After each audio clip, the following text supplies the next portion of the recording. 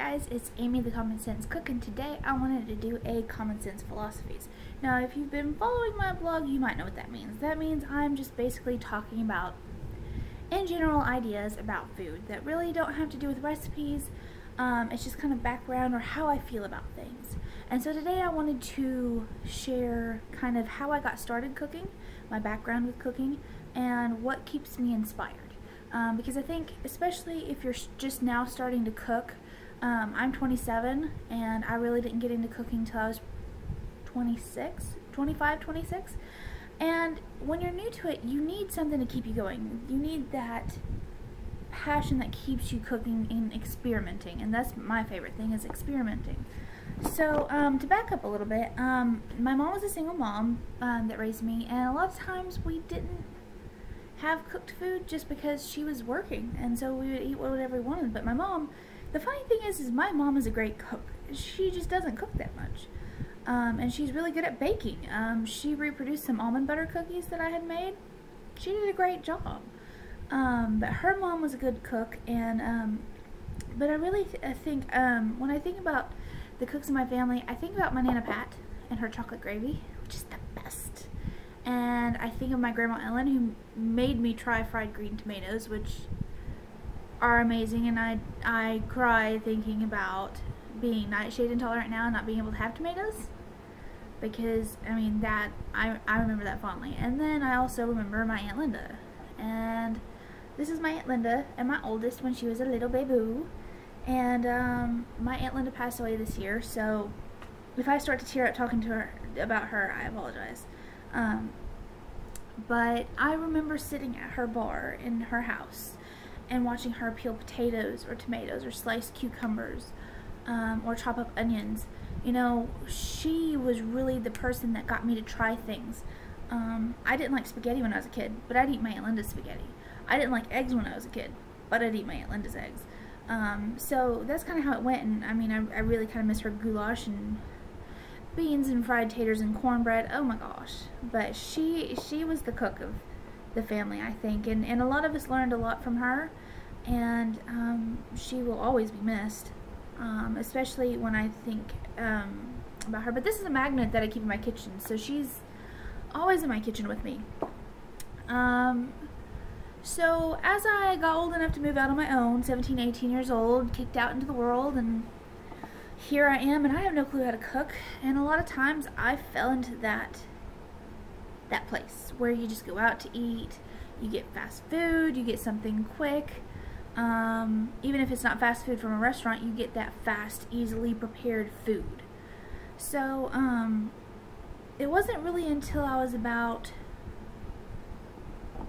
I'd say 22, 23, when I had my son, I had really started wanting to eat healthy, because I wanted to be a good example to my kids, and I just felt like, you know, being as extremely overweight as I was not setting a good example for my kids. And of course you can see I've had a little trouble with that over the years, and that's a whole different story for another time. But you know, I've progressed from, you know, just eating a standard American diet, organic, to paleo and AIP, and my kids are now paleo, and my kids are referred to as the salad kids at schools, because that's what I like to send them. If you'd like to know more about that, I have a video on what I pack my kids for lunch. But a lot of my readers might know, or you know, family members and friends, they know that we went through a loss last year. A tornado came through and destroyed everything we had. I think all we had to leave, or at least anything that we have here left over, was a large bottle of tequila and some shot glasses. It was like the ultimate cosmic joke, and I'm not kidding. We had an unopened bottle of tequila on our fridge, and we never found the fridge, but we found the tequila, and eventually found some shot glasses. But anyway, you know, that was a hard loss. We were homeless for several months and everything like that. And I remember the first time I was at one of the family members that we stayed with's house, and I got to cook for the first time after then, and it was so therapeutic. I felt at home, you know. I just, even though it wasn't my home and I was out of place and felt awkward, I felt comfortable cooking, and that really got me through it. And as we got a new house on the same land, and as we were be able to move back in, cooking was my therapy, dealing through all the stress. And I fell in love with Julia Child all over again. I knew who Julia Child was. I loved her. I thought she was great. And if you haven't seen the Melody Sheep thing, Google Julia Child Remixed on YouTube. Oh my gosh, it's the most amazing thing, and I play that constantly because I love it. But I fell in love with Julia Child, and I fell in love with cooking, and I just wanted to cook real food, and I wanted to be a good example for my kids. Well, because of the tornado, I ended up doing an interview with one of the local papers, and I told her that, you know what, I said, cooking is therapy for me, but I'm not trained. I'm not a trained professional.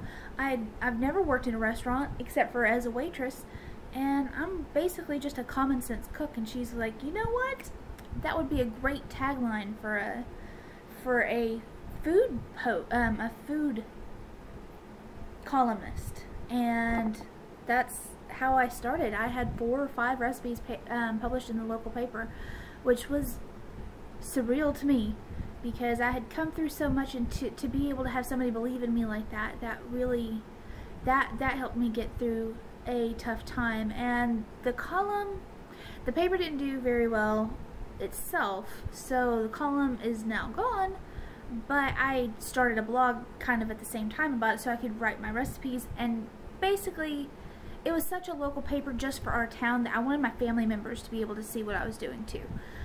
So that's kind of where the Common Sense Cook blog started. And basically, at first it was just to share the recipes that I tried. I didn't really know if I'd ever make my own recipes. And now I have a whole section to stuff that I make up, because literally some of these things I just go to my cabinets and I open the cabinets and I'm like, what am I going to make? Because I have no clue. And so I kind of wanted to show you guys some of the books that I've got. This was the first Paleo book that I got for Christmas. And it's the Paleo Kitchen by Julie Bauer and George Bryant. And Julie Bauer actually just released a new cookbook, so go check that out. This is an absolutely beautiful book. I don't know if you guys can see this. Beautiful pictures. Absolutely. I've tried a good majority of these recipes that I can, since I have a few AIP allergies that I just can't make some of them. But that one really got me started. And then it has, let me see, coconut butter. I know how to make coconut butter now, and it's absolutely amazing. It's the hardest recipe I've ever made, but it's one of the most amazing things that you can eat. And also, it shows you how to make nut milks. Like, you can make your own almond milk from this book, so that's absolutely amazing. And then my husband has the video to prove that I cried when he got me these for Christmas. We had kind of agreed that we didn't have the money to buy each other Christmas presents, and so we were just gonna spend all of our money on the kids. And I wake up Christmas morning and I noticed there was an extra package there, and I'm like, surely he didn't. And I'm gonna cry now thinking about it. But my love of Julia Child had gotten so far that my husband bought me Mastering the Art of French Cooking and Mastering the Art of French Cooking Volume 2. And I cried because I had been wanting these books for years, actually. I've been wanting these books before I had an obsession with Julia Child. Because they are the cornerstone of cooking. And this is like the French cooking Bible, because it's absolutely amazing. And I've cooked some recipes out of here, and it's just amazing to have real food. I mean, even though a lot of these things aren't paleo, you'd be surprised how many are or can be easily modified. Or even just learning how to cook vegetables properly. It's absolutely amazing. And these I actually, we had a really bad storm come through earlier this year. Sirens went off. These were in the storm shelter with me. I'm just saying. And then my wonderful mother-in-law, who I'm blessed to actually love my mother-in-law, because I know that's stereotypically not the case. But she's just the kindest and most caring person that I've ever met. And she actually bought me a Julia Child book too. It's called The Way to Cook, and I haven't been able to get through this yet. I've been busy enough and not feeling well enough this week that I just have not had time. But I mean, you can see It's just absolutely amazing. It's a beautiful book, and I can't wait to dig into this one because it's got some beautiful pictures, and I just know it's going to be absolutely amazing. It'll be a wonderful addition to my collection. You know, cooking, I think, really comes from the heart. After you go through something like the tornado, you realize that you get very hardened to things. You kind of get this attitude where other people's little problems don't matter, and you get very callous. And cooking really gave me back my compassion and generosity, and I realized that that's how I deal with people and love people, is by feeding them. So that's a little bit of my background with cooking and where my passion stems from. I hope you find your passion, whatever it might be, to keep you cooking and getting you back into the kitchen every day.